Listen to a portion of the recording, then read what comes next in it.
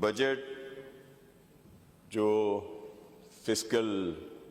اور financial issues اور I am F کی کنڈیشنز کے باوجود جس طرح آنریبل چیف منسٹر صاحب نے جو پیش کیا ہے یہاں پہ، اس کو ان حالات میں تو بہترین بجٹ کہا جا سکتا ہے۔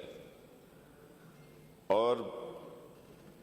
مزید بہتر ہوتا، شاندار بجٹ ہوتا اگر ہمارے ساتھ یہ ایشوز نہ ہوتے،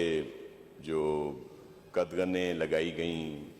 جو ہمیں ایلوکیشنز دی گئیں، ریلیزز دی گئیں، یا جس طرح سے ایک وہ نمبر دیے جاتے ہیں فیڈرل گورنمنٹ کی طرف سے، اور پھر اس کے باوجود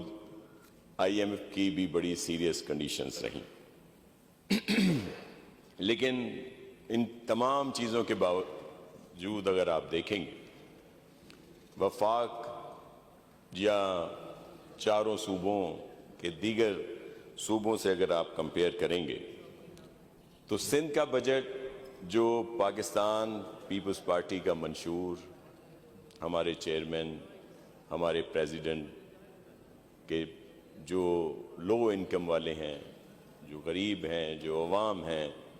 جو افورڈ نہیں کر سکتے، ان کا خیال رکھا جائے، تو اس لحاظ سے یہ عوام دوست بجٹ بھی ہے، کیونکہ اس میں تنخواہوں کی مد میں جو لوور وہ لوگ ہیں، جو مطلب جو کم تنخواہ لیتے ہیں، جن کو ایک گریڈ سے لے کے آپ 16 گریڈ تک کرتے ہیں، تو ان کو 12% اضافہ کیا گیا ہے۔ اسی طرح پینشنز کو بھی ان کی تکالیف کو مد نظر رکھتے ہوئے پینشنرز کی اس میں بھی اضافہ کیا گیا ہے۔